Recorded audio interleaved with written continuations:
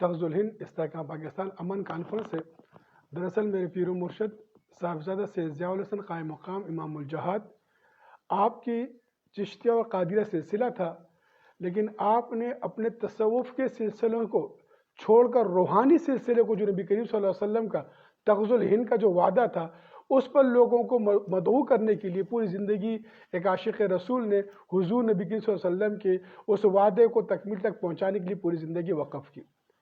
کل کا جو پروگرام ہے وہ جو عرس ہے، یہ دراصل میرے پیر و مرشد کا وہ جو آپ کا مشن تھا حضور نبی کریم صلی اللہ علیہ وسلم کے وعدے کے تغز الہند کے لیے، اس مشن کی تکمیل کے لیے ہم نے اس عرس کو ایک مشن بنایا ہے۔ استحکام پاکستان کب ہوگا؟ جب حضور نبی صلی اللہ علیہ وسلم کے وعدے کی تکمیل کی تغز الہند کا وعدہ پورا ہوگا۔ تقریبات کا آغاز انشاءاللہ تعالی فجر کی نماز کے بعد میرے پیر و مرشد صاحبزادہ سید ضیاء الحسن قائم مقام امام الجہاد کی مزار شریف پر،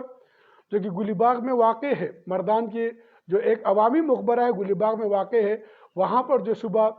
علم بلند کیا جائے گا کلمے کا،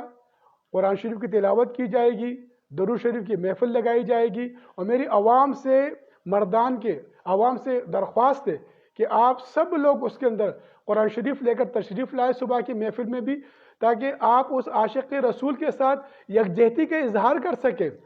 اس عاشق رسول کے ساتھ محبت کا اظہار کر سکیں، اس عاشق رسول کے ساتھ جو آنے والے مہمان پنجاب سے، دوسرے علاقوں سے، ان کے ساتھ آپ اپنی محبت عقیدت کا اظہار کریں۔ پھر 3 بجے جو ہے وہ تغز الہند کانفرنس ہوگی، جو ترون شادی ہال کے اندر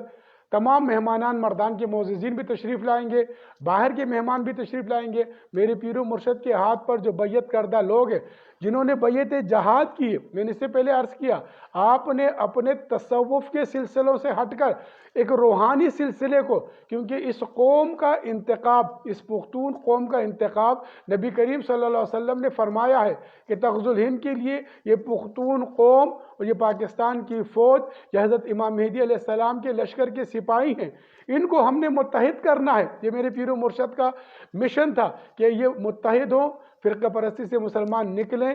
تعصب سے مسلمان نکلیں، ایک متحد مسلمان ہو کر، امت محمدی بن کر مسلمان جو ہے اپنے آپ کو متحد کرے۔ سب سے درخواست ہے کہ کل کے پروگرام میں آپ جوق در جوق شرکت کر کے اس عاشق رسول کے ساتھ اظہار محبت و یکجہتی کریں۔